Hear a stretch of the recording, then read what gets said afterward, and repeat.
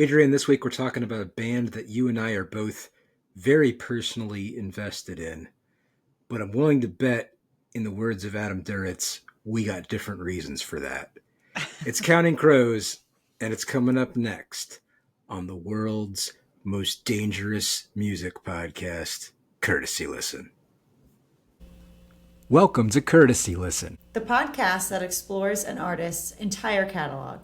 We'll listen to every studio album and any other essential recordings, sharing our thoughts along the way.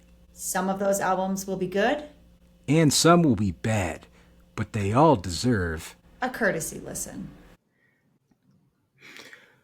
All right, we're back. Adrian, we are talking about Counting Crows. I'm so glad you picked Counting Crows. I'm going to share a lot up top and throughout the episode about what Counting Crows means to me, because often I think Adrian and I throw out disclaimers at the beginning that's like, hey, we're not massive fans of this band, so maybe let us slide if we don't know certain things. We're really just reacting to it. We are massive fans of Counting Crows. This is a great band. Yes. And Adrian, I want to hear about your overall take on Counting Crows, but specifically, I guess, because Adam Duritz is so ubiquitous. He's the main creative force. Right. No one can name anyone else in Counting Crows. Counting Crows is Adam Duritz. Like, I have to know kind of up front, like, do you feel like you relate to Adam Duritz? No, not at all. No. Okay. You're alone in that, Tom. That's what I'm looking for, because I relate to him, not on everything, and we'll get to that. This man shares a lot. Oh, yeah. He is a feeler and a thinker, and I think you also, Tom, are a thinker and a feeler. Yeah. There are some limbs he goes out on where I'm like, hey, I respect that, but I can't necessarily relate to that specific thing. But he gets into a lot of things that I connect with him on a very personal level. And I'm always curious, especially because like a lot of what he sings about are like his sort of his relationships with women. Mm-hmm. And so I'm always curious. Failed relationships. Right. Yeah. Let's be honest. I'm always curious, like kind of how women connect with that. Just because I feel like he sings from such a male perspective. So I'm really interested to hear kind of how that relates to you. I mean, I don't feel like he's singing about being a jilted man, or he's singing about like, he's not like an incel, you know what I mean? No, clearly not. Clearly not. The man has dated many famous women over the years. Yeah. But not a perspective that women can't relate to, or the fact that he is sharing his feelings or sharing his, vulnerable side. Like, yes, many different people from different backgrounds can relate to that. So I think, it's a great band. They've been around forever. As I was typing up some notes about this, somewhere along the way, I typed 30 years ago, and I was like, wait a minute, what? Yeah. Like, that is crazy to me. We all feel like, that August and Everything After that came out, like 5 years ago? No, absolutely not. Long time ago. So, Tom, tell me, when did you first discover Counting Crows? When were you a fan from the very beginning? I was aware of them as soon as Mr. Jones hit, because I was watching a lot of MTV in the spring of '94. Then August Everything After came out in '93, but Mr. Jones hit in '94, and we'll get into that. But I was aware of it from the beginning. I really liked the song. I mean, I was like 11, I guess, when it came out. Yep. I want to save some of that for August, because I've been along for the ride for basically the entire. Yep. Yeah. And that's the starting off point. And same for me, fan from the get-go. I still remember, it sounds so silly to say like, oh, I was 10 or 11 years old listening to this man talking about his heartbreak. But I got a huge CD player. It only held one CD, but it was massive, because that's how it was back in the day, for my 10th birthday. And I can still remember going into the mall and going into, I guess it must maybe Sam Goody or something at the mall, and my mom being like, hi, Mom. Mom's a big listener of the podcast. My mom being like, you can pick 2 CDs. And 10-year-old me, I have no idea. We grew up on like 90s country, 80s country at my house. And somehow, talking to the the teenage girl that was working there at the record store at the time, or the music store at the time, walked out with August and Everything After. And so I often think back about like what a weird that could have gone very differently had I chosen a different CD or had she directed me in a different way, right? So yeah, fan from the get-go, but a little bit of fate brought me there. Real quick, before I jump into my stuff here, what was the second CD you got that day? I think it was, now you're going to have to tell me if the timing is right, because maybe I'm misremembering this, but I think it was Nirvana Live Unplugged. That would have been 93. Yeah. So that would track. I think it was those two CDs that I walked out of. Wow. I'm actually really impressed with that. Oh, she was a good recommendations. I think that Crackers CD was up for consideration up there. Oh. So yeah, and it's like Kerosene Hat. Was that the one that maybe came out in 93? Yeah. So all right. Yeah, well, interesting. That's for another episode. Yeah. So we've both been on since, from the jump. I want to get into a little bit quickly about what I find relatable, because I feel like I can't just be like, hey, me and Adam Duritz, man, we're kindred spirits, because people are gonna be like, Tom, you have problems, Yeah. But there are certain things that are common themes in his music that, I mean, like, we are aligned closely on these things. One of them is, and with some artists, I don't assume they're singing about themselves. With Adam Duritz, I always assume he is singing about himself. Like, he is the main character in every song, pretty much. Yes, absolutely. But number one, he wrote a lot of their music, so that makes sense. He's writing about himself, so yeah. Number one, Adam cannot forgive himself for anything he does to anyone ever. Yep, I could see that. And he writes about getting what you want and then having to live with it.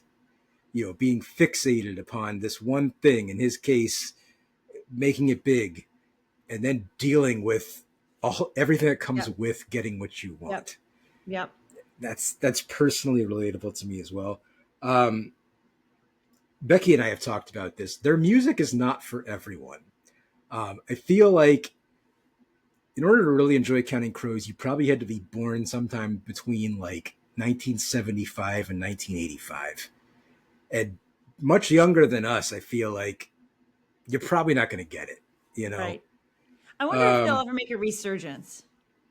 If it'll ever come back around, and he just needs to they just need one hit on TikTok, I guess, and then they'll be there. Adam doesn't seem like the kind of guy who would be into that.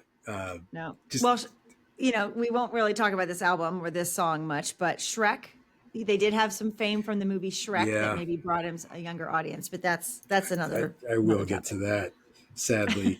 The other things that I'll mention quickly is Adam is sincere to a fault, and I will accept certain things from him that I will not accept from other artists, in terms of like oversharing and things like that. That I think I would criticize other people for. Right. I will accept it and even celebrate it from Adam. Right. Well, in the same way that you would do that for yourself, right? You let yourself slide for things. That I don't let myself slide on anything, but I will let Adam slide on it. And finally, my other sort of general observation is he is not singing about solving the world's problems. He's only singing about kind of working his own issues out. His own little bubble. Which is in some ways refreshing, I would say. So any other general thoughts to share? No, that's a lot of them right off the bat. We have kind of dived right in there, jumped right in. Let's just go to the albums. August and Everything After, first album, 1993. What did you think about this album when it first came out, Tom? So I didn't know the album as a whole until a bit later. But I knew the hits, immediately. I loved Mr. Jones when that came on MTV and on the radio. Do you still love Mr. Jones? Because that is the one song on that album that now I will skip occasionally because it's so played out. I like some of the live versions we'll talk about later. The original, I'm not going to skip anything if I put on August and Everything After, but I'm not seeking out Mr. Jones to listen to it on its own necessarily. Although I still think it's a fine song. It's Yeah, just very overplayed. Round Here, on the other hand, that song still goes hard. And that absolutely. was, I think of the summer of 94 a lot because that's the summer that we moved from Washington State to New York. My dad was in the Army. When you move in the summer, often you spend a lot of time that summer watching TV, because it takes you a while to meet people and stuff like that. Hmm.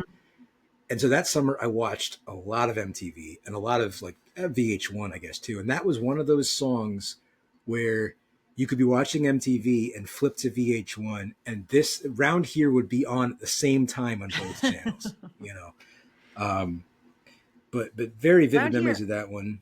that Go ahead. that is a great opening track. That's the Yes, start, the opening track of the album. What a great you way get to that, just start the album off. that That, jangly, yeah, that guitar right off the bat. Yeah, that perfect one lead tone. line. Yep. Um, and then And I it mean that builds opening, and builds and yeah. builds. Yeah.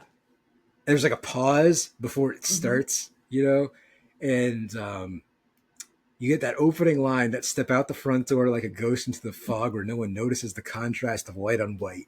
And when you're like 11, 12 years old, you're like, man, that's heavy, dude. Um, what a And great if you're song. you, you're like, I feel every bit of that. I am every Yeah. bit of that. Did you Yeah. at, when you were listening to these albums when they're first coming out, maybe you feel this way now.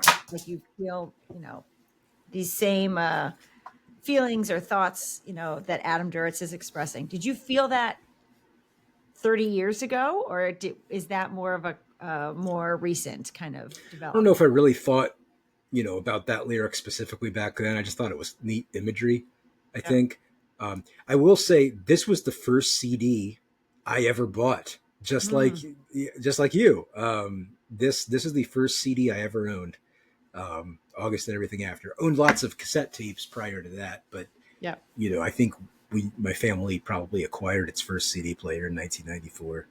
Um, so yeah, this was the first one that I bought. Um, Bought it a bit later, probably summer of 94, fall of 94. Hmm. First of all, great album title. August and Yes. Everything After is an Yes. incredible album title. Yep.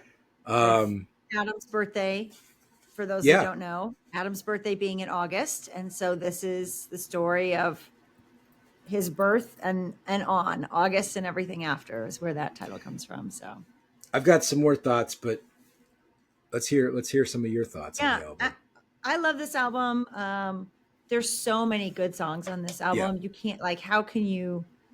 I mean, you can't pick. There are no skips other than getting tired of Mr. Jones. My favorites would be I think Round Here, Perfect mhm. Blue Buildings, Anna Begins, Raining in Baltimore, Murder of One, all these kind of, there's a lot of, um, I think, variation within the songs Yeah. themselves. So you have songs that kind of start slow and build, or start louder and get quieter, or, really kind of take you on a journey through the music, which I really appreciate. And yeah, that was an album that I loved back then and still love and listen to regularly now. So it's not just like, oh yeah, I love that, you know, 30 years ago and then I never listened to it again, but it's held up incredibly well. Oh my gosh, yes. Omaha is. I could never say what my favorite Counting Crows song is, but I have it Mhm. narrowed down to a list of five. And Omaha is the only track from this album that's in those five. Just an unbelievable song. Great accordion on it, and Yep. just his songwriting is already so strong. And this is their first album. Yep. Great It's accordion is not something that Tom says often. I don't hear no that coming out of your mouth. rare. Great I might accordion. you bought that blows my mind. You bought two albums that day that have great accordion Oh because yeah. on Nirvana Unplugged, Jesus Hmm. Don't Want Me for a Sunbeam, Yep. Chris Novoselic is letting it go Yep. on the accordion, man. So yeah, you definitely had an ear for the accordion back then when you were 10. Um, so hats off. Sullivan Street is fabulous song. Yep. It is gutting for personal reasons that I won't go Mm. into, but awesome song. I wrote for Ghost Train. I wrote, how is there not a Bruce Springsteen song called Ghost Train? Because like that just, Murder of One is like a perfect closer. I also wrote down first of all, you must hear this album. You being out there in listener Yes. land, Oh, absolutely. If you you haven't listened must to it, hear this give yourself front an to hour, back. put it Um, on, and listen to the whole this thing. this is an essential listen. So you must listen to it at least once. The other thing I said about this was this album to me has like really a like an LA studio sound, and Mm, it came out in 1993. Although it doesn't necessarily sound like most music in 93, in my opinion. It does sound, however, like another 1993 album, Sheryl Crow's Tuesday Night Music oh Club. yeah. And both of those artists would release follow-ups in like 95, 96 that would sound completely different. That Absolutely would different. sound like much more of the time. We'll get to that, Yep. but I just wanted to point Yep. that out. Well, this one, I think the 90s sound that's on this album is some of that. Maybe you tell me if I'm wrong here as a drummer, Tom, is that 90s snare with Yeah. like that like crack, that like crisp, super crisp snare Yeah. sound. The drums are pretty low in the mix here. You get a couple songs like Anna Begins that are really like percussion driven. And the other 90s drums, if we're talking about 90s drums, I'm glad you brought that up. Because A Murder of One has the most 90s drum beat. That boom, Yeah. bop, bop, bop, bop, boom, Yep. bop, bop. There are so Yep. many 90s songs that used that beat. Oh gosh, one more thing that I can't believe we didn't mention. Adam was 29 when this album came out, Really? which is old for Yes. your big First, break. I yeah. mean, you know, this album came out just months before Kurt Cobain's death, and he's 3 years older than Kurt Cobain. He was born in 64. This album came out in 93. He's 60 this year. My gosh, man, that's like, I don't know. I'm having trouble with that. I always thought that was interesting. He was quite old when they hit it big, you know? Sure. Sure. And You think, especially for 10 or 11-year-old listeners, 29, yeah. you're Well, like, wait a and minute. compare that with Steely Dan. Donald Fagen was 29 when they released Asia, Right. their seventh album, Right. sixth Well, just sixth like album, sorry, which was their masterpiece.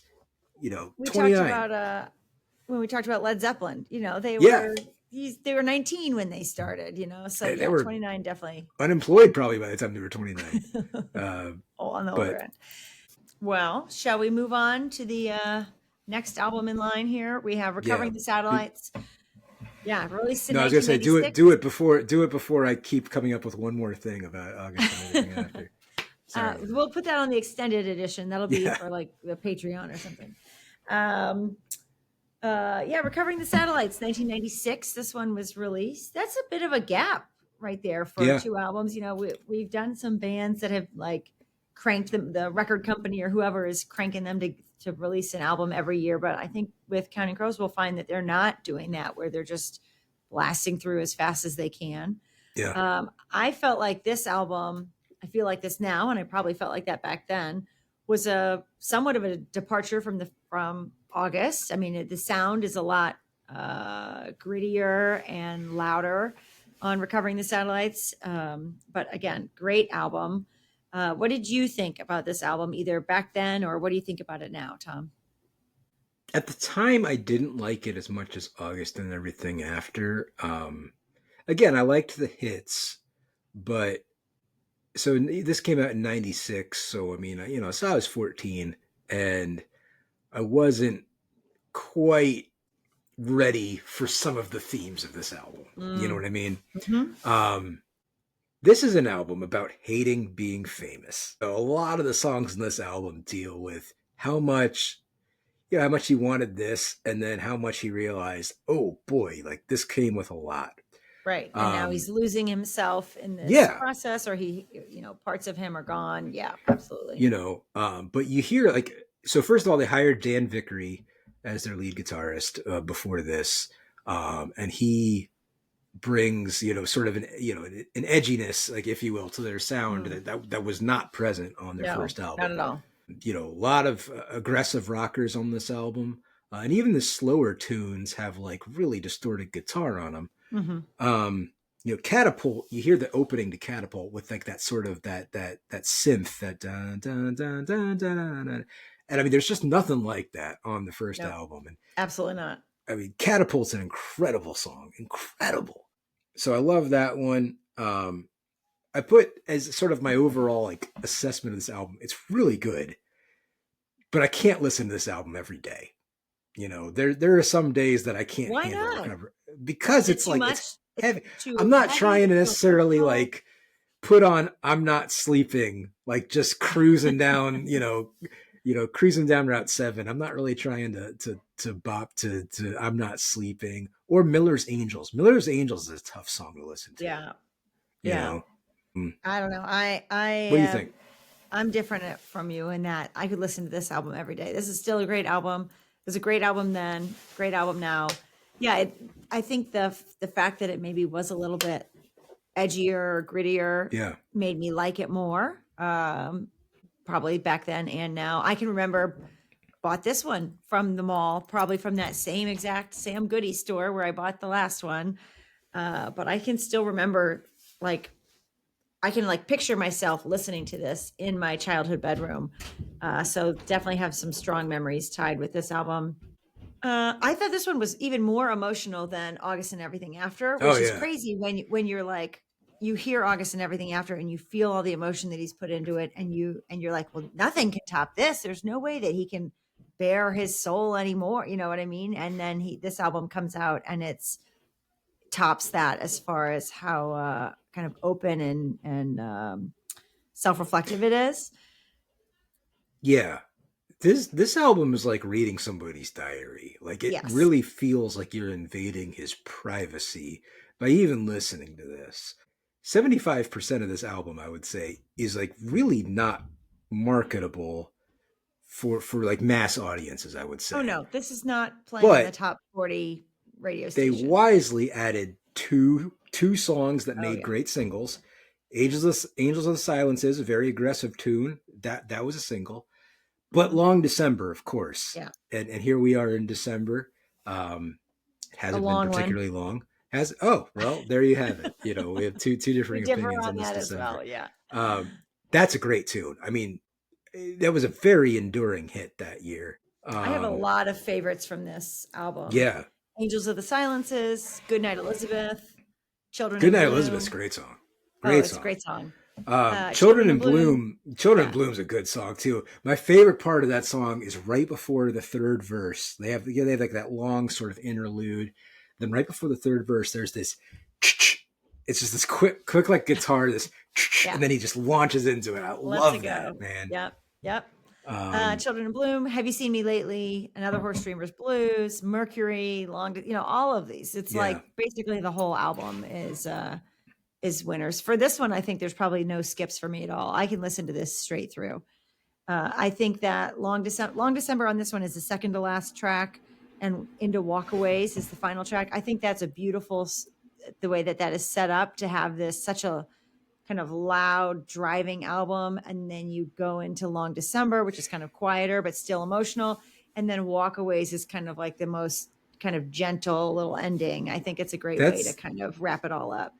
that's hilarious because one of my notes here is You- this album should end with Long December. Oh, no, Like it's that disagree. We have perfect all these that different thoughts. it ends with that yeah. You just yeah. And Yeah. that should it just cut off right there, man. No, That no, no, 1 minute no. of Walkaways is like the end of Abbey Road when it should have ended with the end and you get that Her Majesty's a pretty nice girl or whatever. That's Walkaways to me. But Ugh, that's funny. no, disagree, disagree. That's going to be a kind of a recurring theme with me is that Counting Crows usually have usually there's a very logical place to end the album and then they don't, No, they um, don't. in my opinion. But I'm trying to think what else I haven't hit yet. Oh, the one song off of this album that makes my top five Counting Crows. Do you want to guess? I don't know. There's too many good ones. Yeah, There's too many good ones. No, I can't guess. it's Monkey. Oh, is it Monkey? It's Okay. Monkey. Yeah, Monkey's a great song. So my other thing is the obvious comparison here that's from that same era in terms of thematically and oversharing and things like that is Weezer's Pinkerton. Mm. Um, which was their follow-up album. At the time it was panned, but since then has become sort of this critical favorite. Everybody loves Pinkerton. Well, I don't. Okay, I think Pinkerton sucks. And to me, like Rivers Cuomo's, Rivers Cuomo was doing a very like performative type of pain. And there Mm-hmm. was a lot of performative pain back then, and there still is now in music. Yep. To me, Adam Duritz's pain was never performative for the sake of performance. It was performative because it's music and you're literally performing it.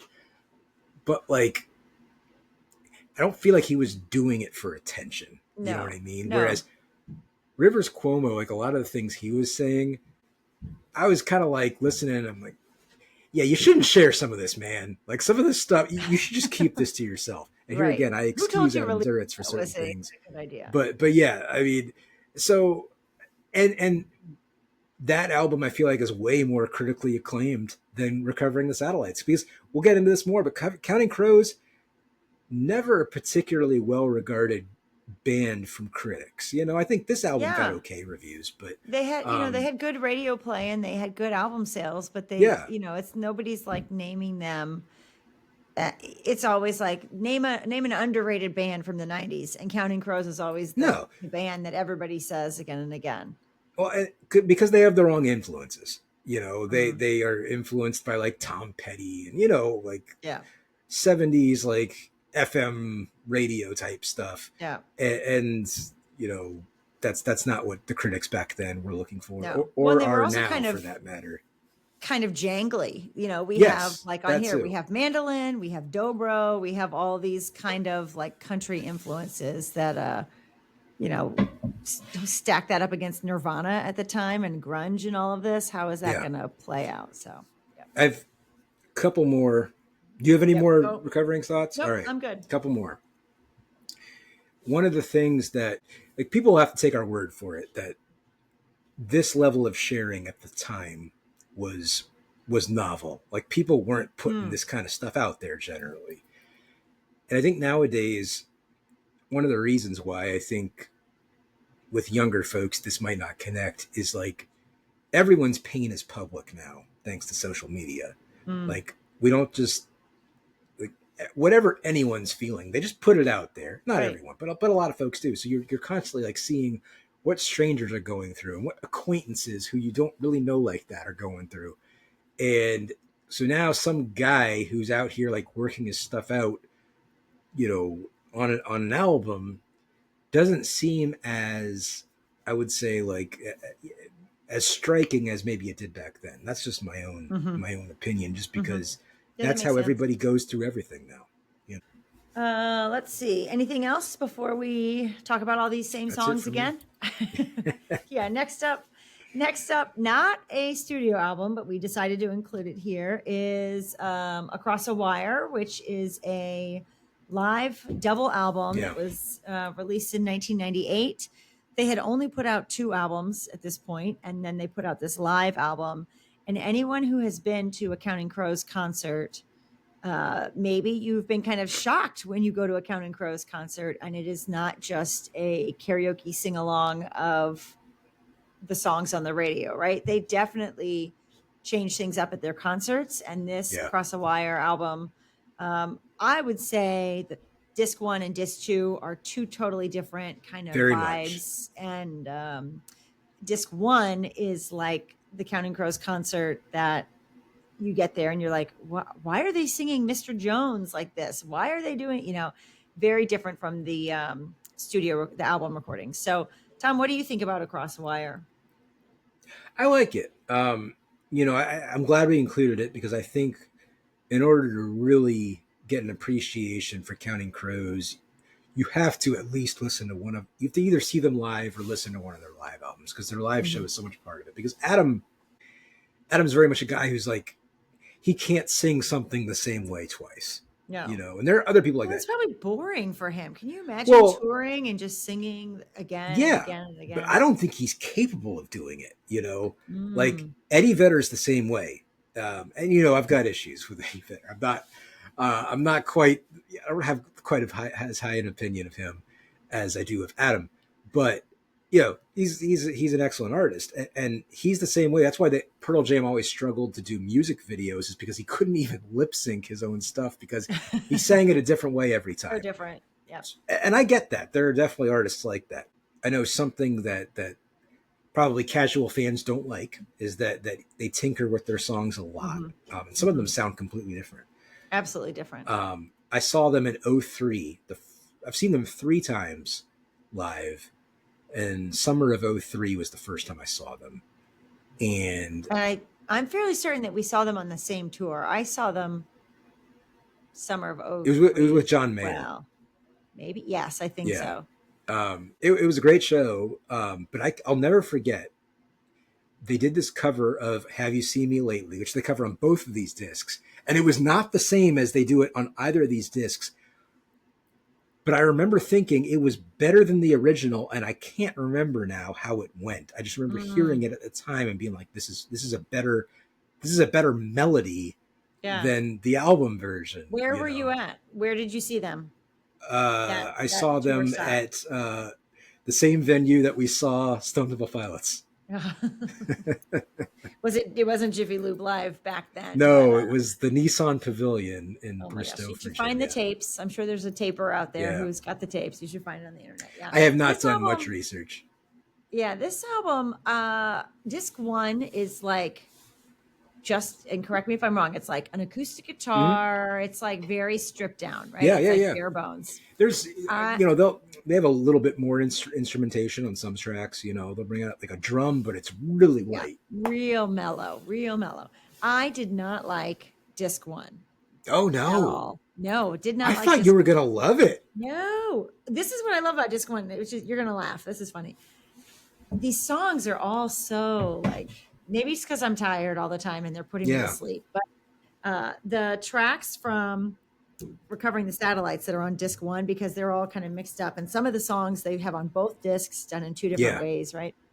But as I was driving home from work in terrible traffic one day, I discovered that this really like mellowed out version of these songs, it's still pretty much the same tempo as the original, and you can sing the original, like if you or you, whoever, you can sing the original, like really like rock and roll version of the song, and it blends really well with Adam just kind of like tra-la-laing through these versions, and it made me laugh that you could still kind of hear, you could put the intensity back into it, and it still worked really well. So yes, first disc I was not really a fan of. Second disc I'm really is surprised. A little bit different. Yeah, second disc is a little different, and that one I definitely enjoy more because it has more energy and it has more kind of I don't know, vibes that I appreciate more than the first album. Yeah, it's more of a standard concert, So the first disc, the acoustic disc, there are definitely hits and misses on it. There are some, like that version of Round Here. I'm not wild about that one. He really goes in some directions, and it's kind of not great. But man, he follows it up with an acoustic version of Have You Seen Me Lately that is so good. That acoustic version of Have You Seen Me Lately is awesome. That really stripped down version of Mr. Jones is awesome. And I think that's what maybe they did themselves in, because, they could have been more popular or, had even more success, been more well regarded if people would have gone to the concert and just heard the songs as they were on the radio. But when Mr. Jones is like the top radio song of the year, and you spend your $20 to get a concert ticket because they were cheap back then, and you go to see this show, and Mr. Jones is like just him, like so different. I wonder if that really turned people off, and that, in the long run, maybe did them in a bit. I don't know. See, it would be interesting to know how they were doing it at the time, because you have to remember also this concert was from 1997. That's so true. like, but I feel like Mr. Jones hasn't been a hit for 3-4 years. Yeah, at that point. but the 2003 concert was not the first concert I saw them at. I saw them in, God, I don't know. I feel like it was like 97, 96, oh, I'm 97. so jealous. Yeah, with my mom. My mom took me to that concert, and a Way to friend go, from Kathy. middle school. Yeah, good job, Kathy. Kathy, tell us in the comments what you think about the Counting Crows concert. I have a funny story to tell you about that later, Tom. Anyway, they I feel like even back then, right off the bat, they were doing things kind of a little bit different. Yeah, So I'm sure they were. I really like that version of Mr. Jones because is it accordion? What is he playing over that the top of that? I think it's like a little like concertina or accordion or Yeah, something, right? Yeah. I thought that was really well done, but he doesn't go too far off the rails with it. But it really, I felt like it updates the story a lot because Mr. Mm, Jones, to me, and I purposefully don't look up the meanings of Counting Crows songs. Obviously, like there's like the genius and stuff where you can like look up what any song right. means. I What don't want people to on the know internet think that because means. Yeah. right. I don't want to know with Counting Crows songs because I interpret them all my own way, and so many of them are deeply personal. But with Mr. Jones, I mean, I always just assumed that Mr. Jones was his alter ego, and that that he wanted to. It's a song about how he wanted to be famous. Mm-hmm. But then it's like 4 years down the line, it's like how's that going for you? And Right. and he's talking about just how miserable it is. It's got that great opening interlude about if you want to be famous, just learn how to play guitar or whatever. And Mm-hmm. then it ends with Mr. Jones and me. We don't see each other that much anymore, which it kills me every time I hear it. It's just Yep. awesome. Um, Yep. the other track I liked off that first disc was Chelsea, which is not on any of Mm, their albums, but it's like got like trumpets and stuff, and it's got kind of like a mm-hmm. jazz feel. And I'm like, Right. why didn't they do more of this? Like this Right. Like, where sound did really this works come for from? Adam. Yeah. Yep.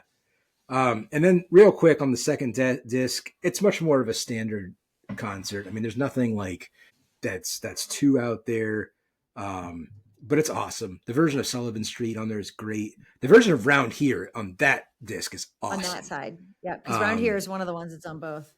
yeah. I'm Not Sleeping, I thought was better than the album track. And Murder of One, that version, they really do great Yeah. on that one too. Yeah. So yeah, I mean, I think it's worth checking out. But it's just if you really want to understand the whole Counting Crows experience, I really feel like you got to hear them live. I would say listen to disc 2. That's Fair enough. don't yeah, how about this? You've been warned. Don't be disappointed by disc 1. You've Yeah. been warned. So anyway. Moving on. So that was 1998, 1999. Counting Crows released This Desert Life, third studio album. What do you think about this one, Tom? I feel like this is where I feel like everybody knows August and Everything After. Everybody knows Recovering the Satellites. Those are obviously their two most well-known albums. I feel like this is where we start the kind of slow decline out of popularity. So This Desert Life, what do you think? Well, I love this album. This is one I would say, in terms of like, because it's been well established that we're very into vinyl. This is number one on my list of vinyl that I want. Mm. It was the masters were destroyed in that big fire at Universal, so it's probably never going to be reissued. And I mean, you can't find this for cheaper than like $400. It's just it's impossible to find. Mm-hmm. But all that to say, this is a huge album for me. And I mean, gosh, it starts right with "Hanging Around," which is probably the most well-known song off the album. No, actually, it's not true. There's another song that's more well-known. Oh yeah, I think. But that's one of the more well-known songs. That guitar riff, I don't know how he gets the tone. He gets that boom, boom, boom, boom, boom, boom. That tone is incredible. It's so just fat, and just awesome tone. That's a great song. I mean, "Hanging Around" is a great tune. yeah. As the opening track on the album, did like you it opens with "Hanging Around." There's people clapping their hands. Yep. There's people like hooting and hollering in the background. You know that it just has a different vibe than the first two albums. Yeah. The first two are like sad, somber, kind of downer of album. And then all of a sudden here we have this like starting off with the party. So I don't know, maybe everybody who loved those first two albums because they were so kind of raw and emotional, then we get here and we're like, well, this isn't Counting Crows. What is this? I don't want to hear this. very, It's very different for the but first albums. the lyrics are still incredibly depressing. You know, like Mm. that last verse, he says, "I've been waiting all this time." What is it? Well, I've got all this time to be waiting for what is mine, to be hating what I am after the light is faded. Hmm. You know, I mean, it's still dealing with the same themes. It's just doing it with, sort of a jauntier sound, Right, you right. know? Well, because now he's rich and famous and dealing with these things. So he's Right. got money to throw a party and still feel the same way that he's been feeling. My other note on hanging around is don't try to sing at karaoke. I made that mistake Have you many, done many, that? many Yeah. years ago.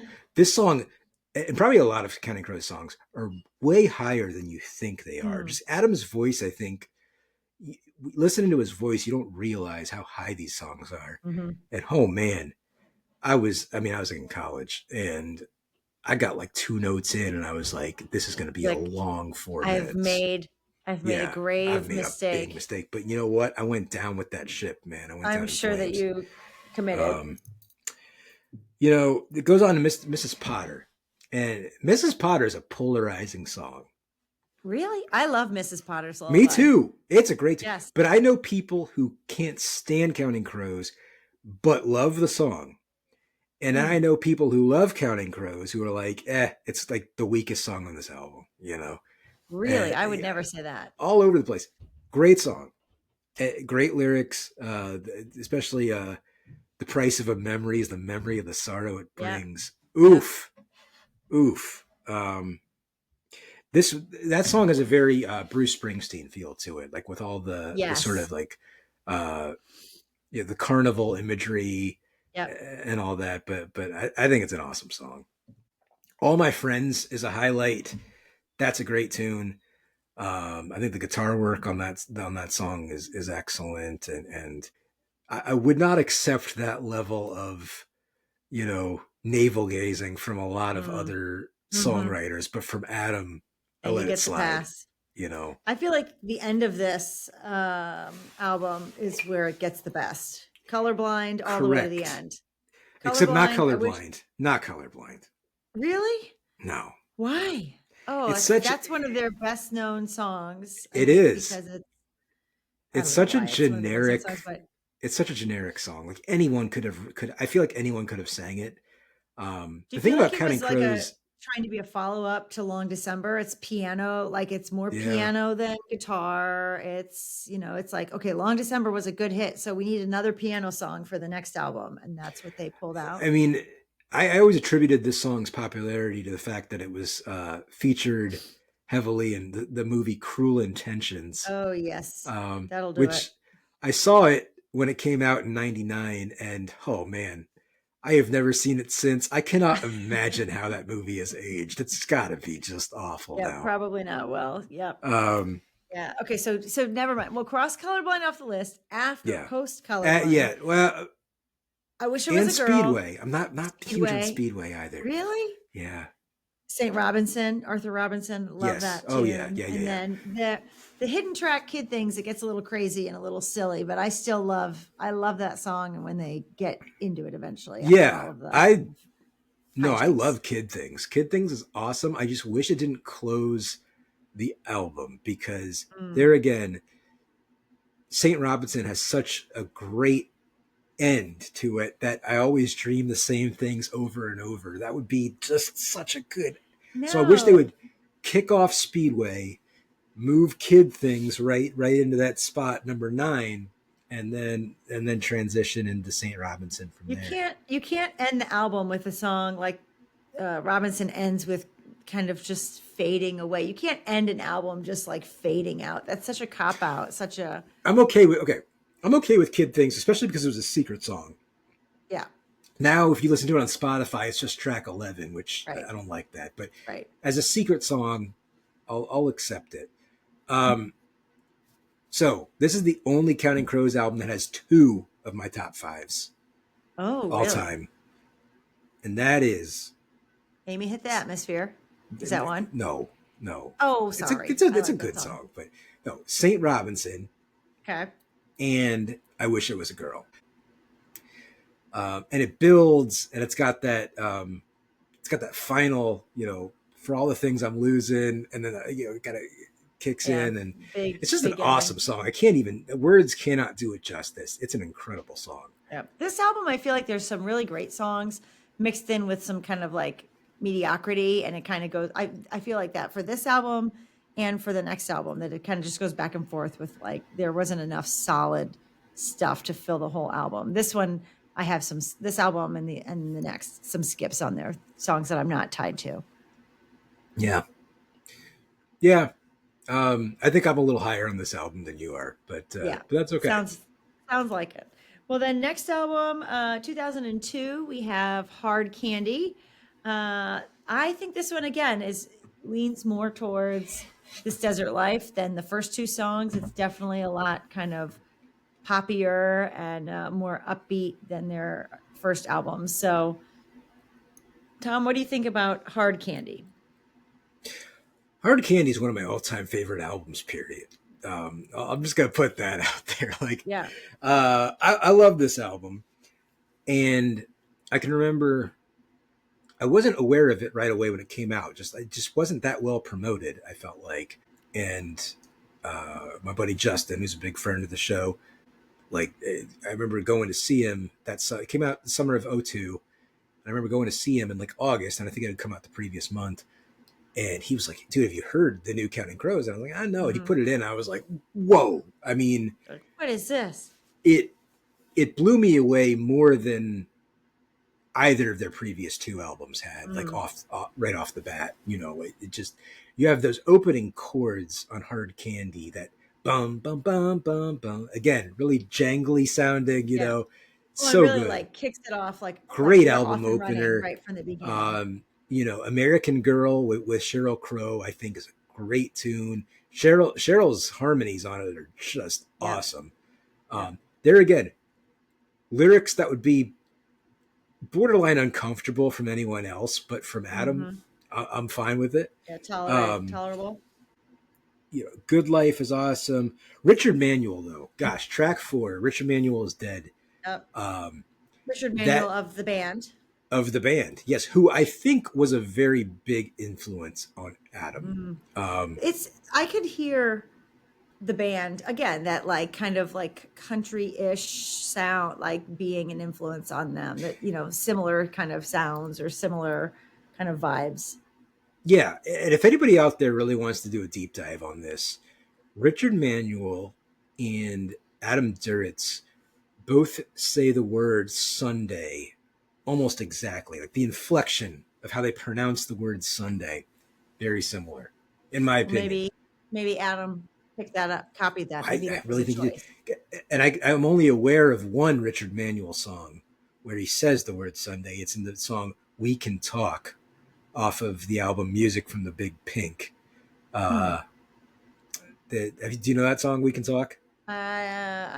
No, not off the top of my Okay. head. Well, there's 3 lead vocals on it between Levon Helm, Robbie Robertson, and Richard Manuel. And they're all trading. And one of them says, "Have you ever milked a cow?" And then Richard Manuel says, "I had the chance one day, but I was all dressed up for Sunday." And the way he says Sunday, I'm telling you, Adam Duritz pronounces Sunday the same way. This has Interesting. been a long diversion here. My apologies, but that guitar Well, riff on Richard Manuel is dead. That and it's like you have 2 guitars playing it an octave apart. mm-hmm. So cool. Yeah, Great that's a great chorus. one. Um, I'm an anchor on the line of a clock that tells the time that is running out on Running you. out Like on you. so Yep. cool, man. Yeah, so many good Um, lyrics. I mean, I think that such an the incredible music of lyricist. this band, and it's Counting Crows is a big band. There's 7 or 8 guys and all these, a lot of different musical instruments on all these albums. So there's a lot happening. And to be able to have such strong music and also strong lyrics is something that maybe you don't always get, right? Sometimes you get one or the other. Like you have really good lyrics, but the music is just kind of ho hum, or you get really solid music with lyrics that you're just like, this is just somebody scribbling, this doesn't make any sense, right? So to have both on throughout the catalog is really, I think, commendable. Yeah. Um, I got a couple more, but what were your Yeah. what are your favorite tracks on this album? Oh, Hard Candy. Let's see. I like Good Time. If I Could Give All My Love to You. Mm. Good Night LA. Why Should You Come When I Call? All those. Not one of my favorite tracks, but one that I wanted to highlight as we're talking about this album is Butterfly in Reverse, Hmm. which Ryan Adams. co-authored. Yeah, Ryan Adams co-authored that one, and they were like roommates at some point. Adam Duritz and Ryan Adams, and Ryan Adams sings the backup vocals on that track. So I thought that was interesting. But yeah, Good there's lord. again, this one to me is like uh, off and on. Tho- With this one, I'm hot and cold with this Those album. guys were roommates. Yeah, Oh, I don't want to know about that yeah, time no, in their no, lives, no. man. Like, um, If those walls could talk, yeah. oh, but like Miami, awesome song. Yeah. Great chorus, just beautiful chorus on that one. New Frontiers almost sounds like a Cars song.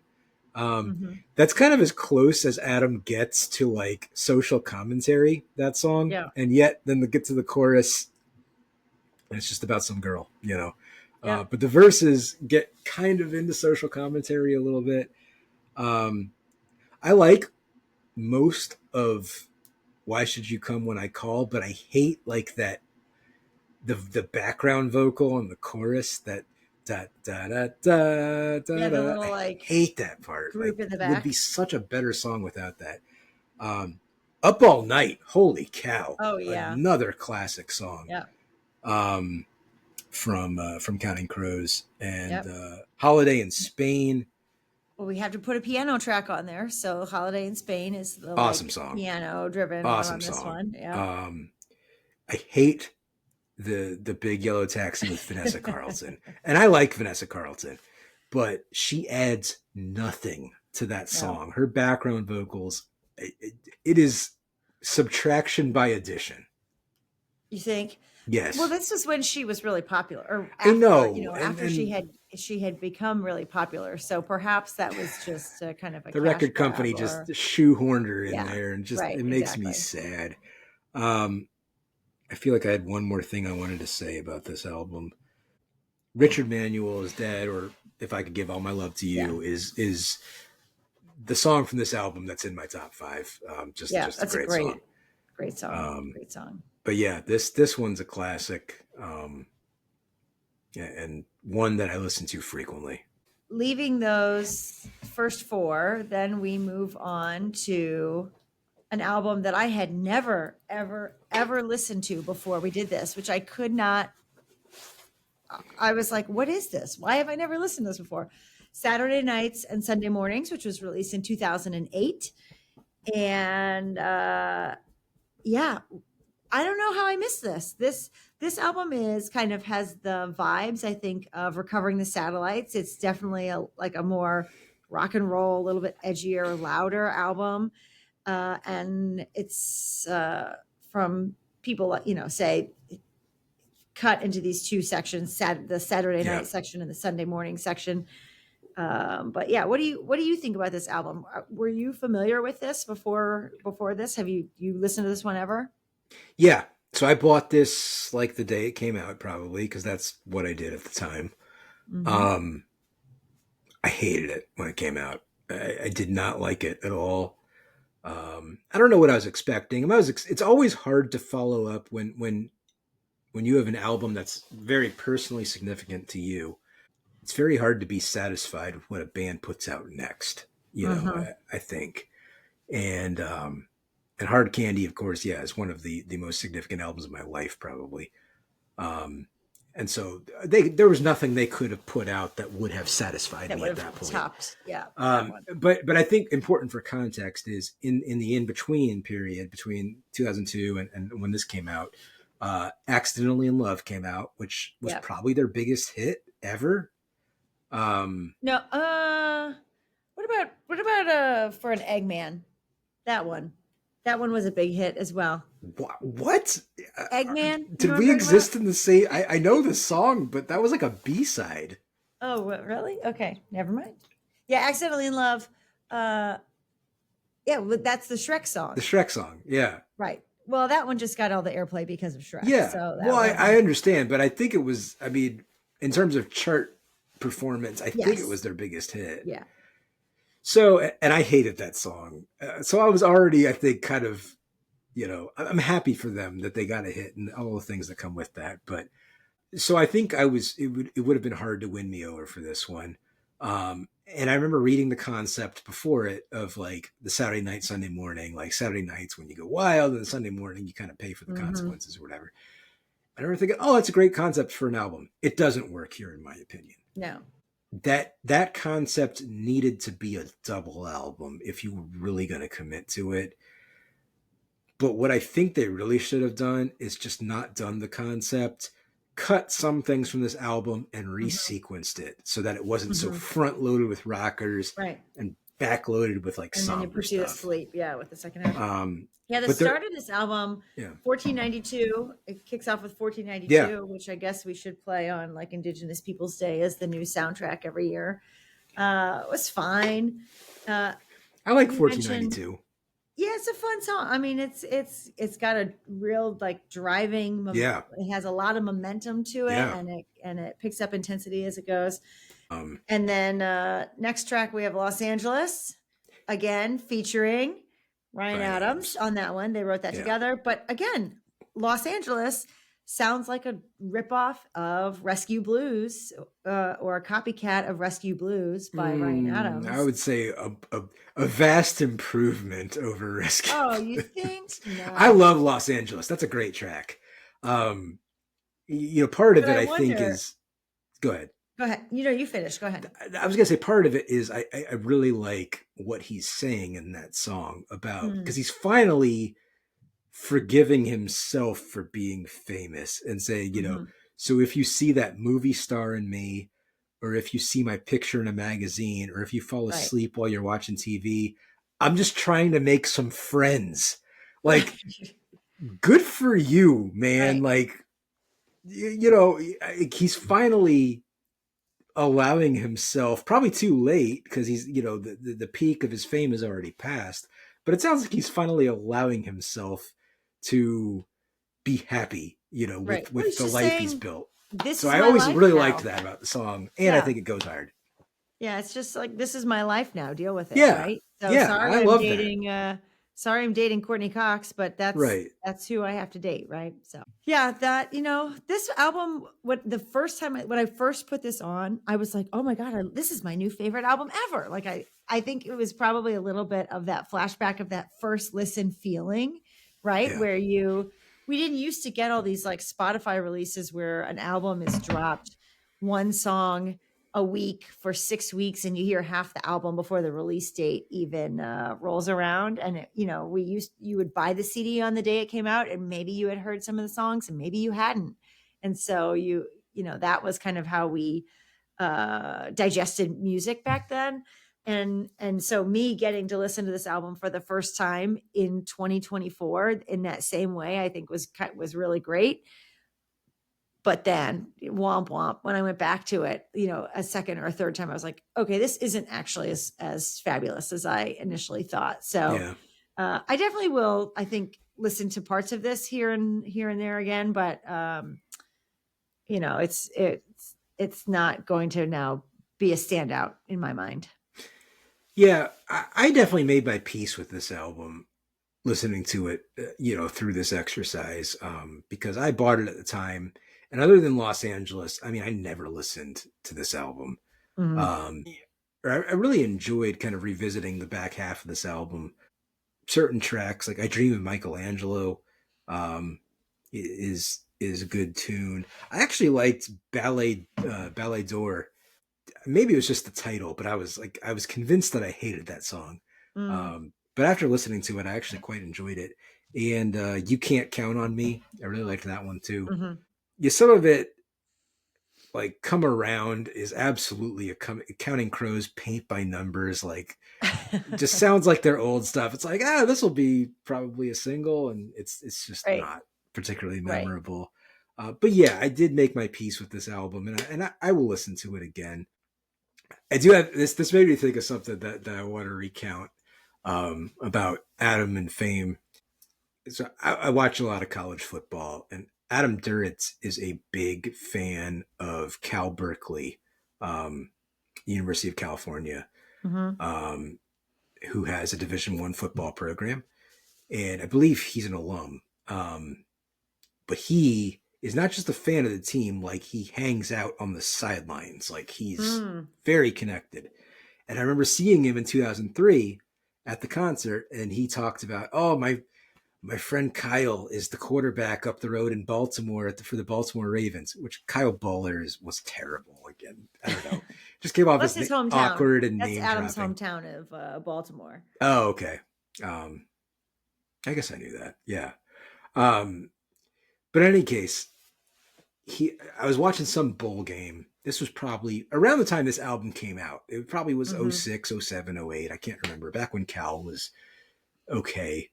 Um, and they throw it down to the sidelines at one point, and the sideline reporter guy is like, well, I'm here with the lead singer of, or no, I'm sorry. He goes, I'm here with Mr. Jones himself, Adam Duritz from Counting Crows. And like, you can see like Adam Duritz's face, like you can see his Like, soul how basically leave his dare body. you. He's just like, I hate my life.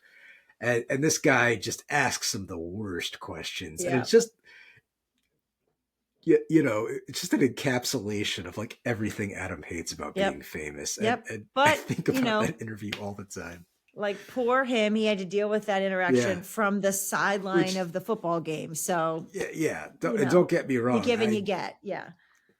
you know, I'd give anything to have that kind of access at my alma mater. But I just always, you know, I'm so glad I happened to be watching football on that random day, and I saw Adam Duritz in this awkward sideline interview. Yeah. Yeah. Well, that's funny. Let's see. So Saturday nights and Sunday mornings, we're gonna move on to the next. Let's go to Monday. Next album, they've left their Geffen Records at this point, and they're moving on. 2014, we have Somewhere Under Wonderland. This album, number one, I had not listened to before doing this, so that was great. This was like new to me. I had not listened to it, but I didn't realize this. Tom, had you listened to this album before? No. Okay, so you hadn't listened to this either. Yeah. So you start listening to this. Actually, nope. I'm getting ahead of myself.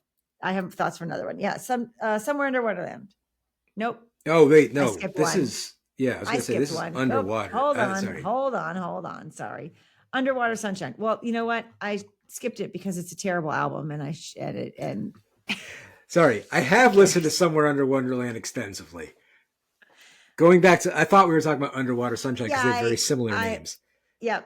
Yeah, the names are wild at this point. I'm like, who's naming these albums? Okay. Underwater. No, this one is ridiculous. Underwater Sunshine, parentheses, or What We Did on Summer Vacation, close parentheses. So stupid. And the album, the title is stupid. But this album, I really enjoyed. I had not listened to this one before. And I like this one. What did you think about Underwater Sunshine? It was better than I thought it would be. I had never really listened to this album either, and it's a covers album. Yeah. How long did it take you to realize that Underwater Sunshine was a covers album? Did you know it? Like listening to it now? Did you know? I knew already just because, I mean, I investigated it when it came out because I was like, well, did they put out a new album? But then I looked and I saw it was, and I just never really listened to it. It's good. You know, I really like it. It sounds like they're having fun, first of all, which is neat. But there's a couple of big highlights. First of all, so Four White Stallions is a song that they do live a lot. And it was written by Dan Vickery and his other band. So that's one that I knew already. And I really like Four White Stallions. That's a great song. But the two other covers that I really like are they do Ooh La La. That one's really good. Yep. Yeah. But the main thing to check out on this album is that cover of Amy by Pure Prairie League. That is a fabulous cover and faithful to the original, but Adam also kind of makes it his own, and it's just a great tune. Yeah, this one, I agree with all of those. Amy's a great tune. Ooh La La by Faces, Rod Stewart's first band, is a great cover. Me listening to this album now, 2024, I had never listened to this before. I'm listening to it, and we get to track 5 is Meet on the Ledge, Mhm. which is an old song, right? But another band had covered that song, and I thought it was belonged to the other band. Greta Van Fleet has covered this song, and I Oh was like, wow. "What?" I was like, "Oh, did Greta Van Fleet cover Counting Crows?" I was so confused. I was like, "Oh, that's weird." And so I look up the song. Oh no, it's neither of them. It's an older song. Okay, fine. Yeah. Then a few tracks later, you get to Amy, and I'm like, "Oh, weird, another cover. This is so weird that they're doing all these cover songs." And then we get to Ooh La La. I'm like, another cover song. And then the track after Ooh La La is a track called All My Failures. Do you know whose track that is? I don't Do you have remember. any idea? That is a Dawes song. Oh yeah, because I did look it up. I looked it up on Yep. Wikipedia, and Yeah. I remember that now. Dawes, Yeah. who Andy and I went to go see in concert a couple weeks ago. So by this point, when we've hit like the fourth cover on this, I'm like, okay, what is happening here? And then I do some research. I'm like, oh, it's all covers. Who knew? But yeah, I really enjoyed this album, and what you said about, like, it sounds like they're having fun. Yeah. This album is definitely a little bit twangier and kind of more country than some of the more recent albums. If I had to describe this album in one word, I think I would call this a hootenanny. Like, it just sounds kind of like this like fun jam session, kind of they're enjoying their time. They've left the record label. Maybe they feel kind of free. I don't know. And they just are having fun playing these songs that aren't theirs. So this Yeah. one is a good one for me. And they do good covers, Yes, even they do great outside of covers. this. I mean, like they for their films about Ghost greatest hits record about 10 years earlier, they cover Friend of the Devil. Mm-hmm. Their cover of Friend of the Devil is better than the original. Yep. It's so good. So yeah, I think they know how to stay true to the original while also kind of putting their own spin on it, and that's hard to do. Mhm. So my hat's off to them. Yeah, this was a great one. And there's some Bob Dylan in there. No Bob Dylan voice, but some Bob No Bob Dylan. Dylan voice, but yeah, there is some Bob Dylan. Okay. And then after that next album, here's where we get Somewhere Under Wonderland, Yes. 2014. This one, I wasn't such a fan of, but you tell me, Tom, what you think of this one. All right, this is where I need the camera zoom in. This is the best album of the 2010s, of the entire decade. This is the best album, yes, that No, anyone put out absolutely not. in the entire decade. I love this album, and I've loved it since it came out, and it has deep personal meaning to me. Well, do you think that's part of it though? Because you loved it back then, that's why you're able to, like, do you think listening to it today, if you listen to this the first time today, you'd still feel like Yes. that it was so great? Yes, very much, No. very much. Because I remember before the album actually came out, and again, talking about my friend Justin here, because he's also a huge Counting Crows fan. He sent me Palisades Park. Like, I don't know if it was on YouTube or something. And he was like, dude, he's like, I haven't cared about Counting Crows since Hard Candy, but you got to listen to this song. Right. And I did, and I was blown. Palisades Park is unbelievable. Yeah. The chorus to Palisades Park is the last great chorus in music, period. Like, period. There has never been a good chorus written since 2014. That was the last one. That track is very long. Oh yeah. Like, they don't do a lot of these big, long tracks. That one is quite long, right? He was 50. It's a big track. Yeah. He was 50 when this, and I'm like, what? How is he putting out music of this quality at 50? It blows my mind. Such an incredible song. The chorus is amazing. If you haven't heard it, you have to check it out. Palisades Park. Great song. It's got the line, "It's a long life full of long nights." but it's not what I was waiting for. Mm. Oof, oof. Again, well, That some of is that, deeply relatable. some of this in Palisades Park, he's verging on this kind of like almost to the point of doing spoken poetry, Yeah, it's awesome. which no, It's awesome. disagree, disagree. Earthquake Driver is an Okay, incredible yes, song. yeah, that's a fun So one. good. That one is kind of Um, jangly again, and there's it a sounds like a Counting Crows song. yeah, great Beatles reference in it. I mean, it's just an awesome song. Um, Scarecrow, awesome song. Uh, it's got some kind of weird story about like Russian spies, and it's kind of like the plot. It sounds like it's kind of like the plot of the show The Americans or something like that. I think it's a Oh, really neat interesting. story told well. Love that one. Elvis Goes to Hollywood. That's actually, I take it back. I said New Frontier was the closest he gets to social commentary. Uh, That one is. Elvis Went to Hollywood is actually the closest he gets to social commentary. That's an awesome song.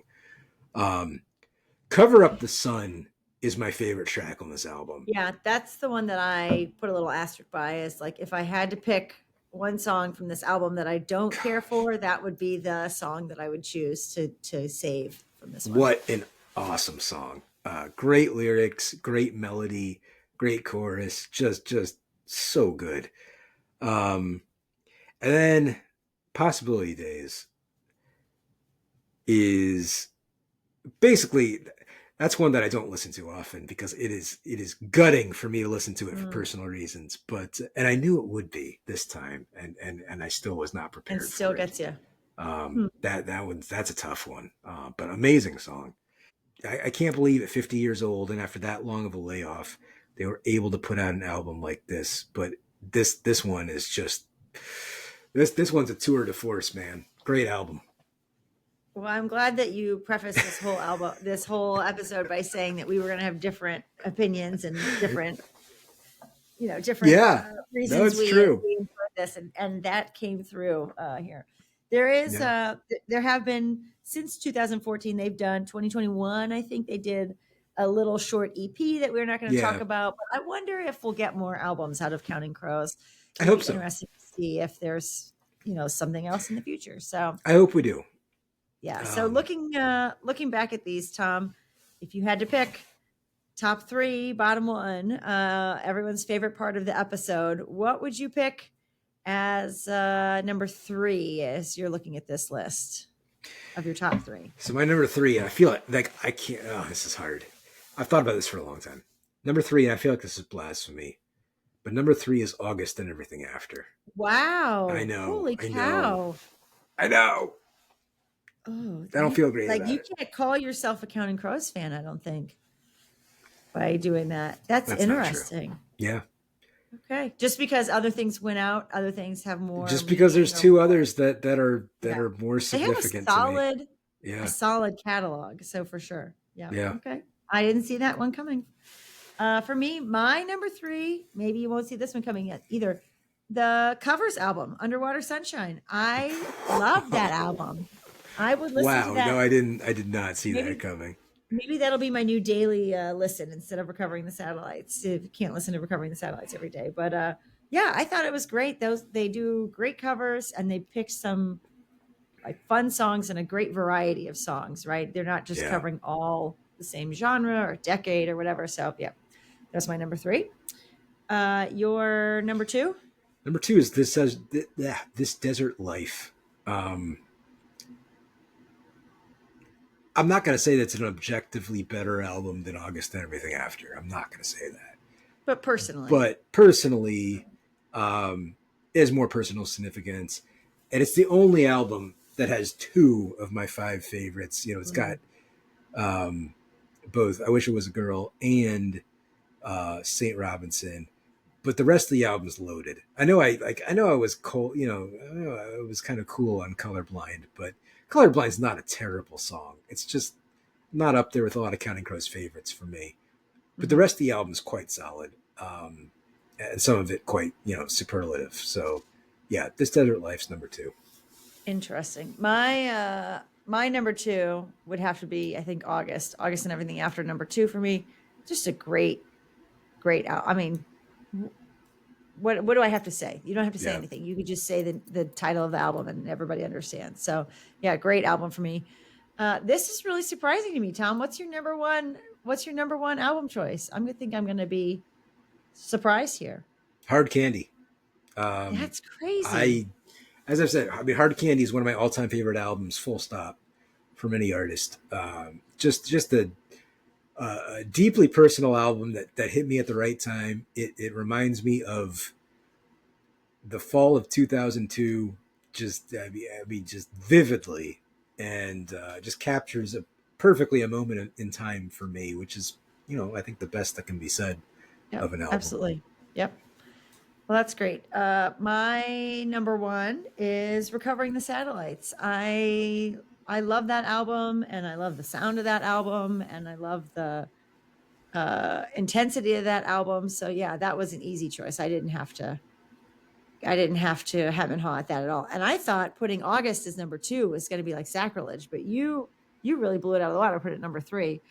Did we have any overlap? August, same, but the others are Yeah, no overlap. Okay. yeah, And not then much. bottom of the list for you. Bottom of the list is Saturday nights and Sunday mornings. I like it a lot more than I did before we did this, but Mhm. it's still. I liked the cover. The covers album is something I would probably choose to listen to more than that one. And honestly, that cover of Amy is so good that It's great. I'll definitely put that on more than the other. So I like it more than I did, but definitely Saturday night, Sunday morning. All right. And last one for How about me. wait? This is Yeah, probably yeah. No, I no thought. Sorry, I thought you were surprise. moving on without revealing your Oh, bottom one. no. Last one. Well, I don't really need to say it. I think it was pretty evident. Somewhere Under Wonderland. That Gosh, I can't believe bye. that. They Such a could have good just album. left that off of their catalog and I would have been No, fine. So, false. yep. That is such a great album. Yep. That would be number 4 for me. That would be number 4. Really? Yeah. Okay. Yeah. Different. We have different opinions. That's good. Yeah. This is not an echo chamber here at Courtesy Listen. Not at all. Nope. Well, Tom, I have a question. We pose Yeah. a question every episode that's different, that relates to the artist or the album. My question, as we're talking about Counting Crows, the song "Raining in Baltimore" has the lyric, "What would you change if you could?" He's Yeah. talking about all these things, and he says, "What would you change if you could?" So, what would you change if you could change something about Counting Crows? What do you think? So I wouldn't, this is, I don't mean to be a cop out. I wouldn't change anything about them. What I would change is I deeply wish I had seen them in the 90s. Just because I feel like that was a version of the band that you just, even in 03 when I saw them, you weren't getting at that point. This first few years, and they were really hungry still, and Adam was going through it on stage and all that, I really wish I had seen them back then. So Yep. that's, if I could change, what would I change if I could? It would be having gone to see them in their prime. Had a time machine. Yeah. Interesting. How about you? I said what I would change is I would include a female vocalist more often. I feel like they have some really good songs that you mentioned Sheryl Crow sitting in with them. Sullivan Street has Sullivan a really Street. great, I don't know who sings on Sullivan Street, but she does an amazing job. incredible. Black and Blue has a really great female Yeah. vocalist on it. Yeah. Black So- and Blue, the female vocalist on that's fabulous. Right. So maybe it's because Yeah. it's so sparse that when it does happen, you're like, this is incredible. But that's something that I wish maybe was more often happening in their catalog for me. Yeah. As long as it's not like Vanessa Vanessa Carlton, Carlton on yeah. Big Yellow Taxi, but Nope. no, That was otherwise just a I'd be bad okay with song choice. It was. Yeah, Not I'm to not a get fan too of that. far. I'm not a huge fan of that cover. I just talked about how they do such great covers. Not a huge fan of that cover. No, But not that one. in any case, that's a good one. Sure. Well, and I'll pose a second question to you, Tom. After that question, do you got it on vinyl? Oh, I'm glad you asked because I have Somewhere Under Wonderland on vinyl. Did you buy that this week? Wait, how long have you had that? I bought that when I was in LA a couple months ago. Oh, okay. That's a good souvenir. Yeah, I don't have any of their other vinyl. I keep looking at that August and everything after. It's on 2 discs, and I'm like, It's terrible. It's like two songs flipped, two yeah. songs. I know they're trying to preserve But recording I gotta get, quality, I gotta fidelity, get but August. yeah. I gotta get August. Listen, if I just would have gotten to dig just a little bit earlier on Black Friday, they had a copy of Recovering the Satellites and August and everything after, and I like to pretend that I would have shelled out, hundreds of dollars for them, but I wouldn't have. Yeah. But I was in the same room with them. I couldn't Yeah. see them across the way in somebody else's arms. That's a nice So, consolation. Yeah. yeah, absolutely. Yeah, perfect. So, Counting Crows, that was a great episode. We had a lot to say. What I'm interested to hear, what's next for us? What's coming up next, Tom? Wait, before we do that, we got to ask another question. Oh, another question. Are they better than Led Zeppelin? Who's going first?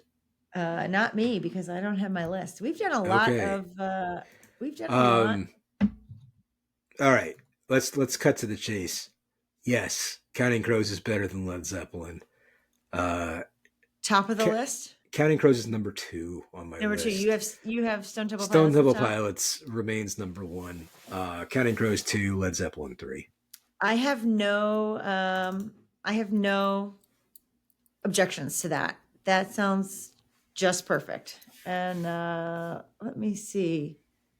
Is Led Zeppelin at the top of my list? You know my list. Yeah, Tom, Led Zeppelin is at. I don't know the rest of it, but I know Led Zeppelin's still at the top for you. Yeah, I think Led Zeppelin is at the top. I think I would agree with you, and I would put Led Zeppelin, or I would put Counting Crows above Led Zeppelin and put them up at the top of that list. I mean, this is the first place where generationally, it's slightly easier to connect with Counting Crows than it is with Led Zeppelin. That's absolutely. And so I think that kind of enhances sort of how we might. Yeah.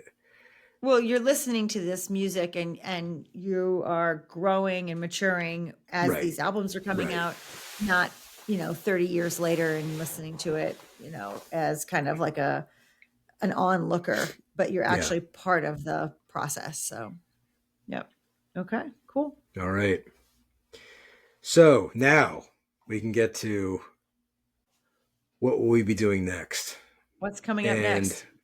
I am a big fan of like 80s metal. And we haven't done a whole lot of that yet. But we're going to this time. We're going to take a wild turn here. We're going to do the band Tesla. Okay. That sounds great. Yep. I have we're going to do the band. I have less than zero knowledge of Tesla. Exactly. We're going to do Tesla. They have 8 studio albums. Okay. And half of those are like later on in their career when they're, like 2000s era. So buckle up. But they have 1 essential live album. So there'll be 9 in total. Okay. 9 Tesla albums to enjoy. Yeah. It's gonna be a lot of fun. So I hope I can edit this down to like a reasonable number of minutes. A lot of thought, a lot of chat. Yeah, an hour and a half so far on our end. But I think it's good. And I would be really interested to hear our listeners. This is a band. We're not talking about bands way in the past that people probably have real connections to, and hearing those kinds of things, it's meaningful to people. And I think that's, what part of what makes music so important is the connections and the memories and, all of that. So would love to hear that from our listeners. And I'm happy that we got to share all of those thoughts tonight. Yeah. Great choice for a band, Adrian. I'm glad we got to do this one. And, any final thoughts before we sign off? No, this was a good one. I'm glad we did this. Absolutely. All right. Well, thanks for joining us, everyone. Until next time, remember, everyone's a critic and most people are DJs. Good night, Baltimore. There will be no encore.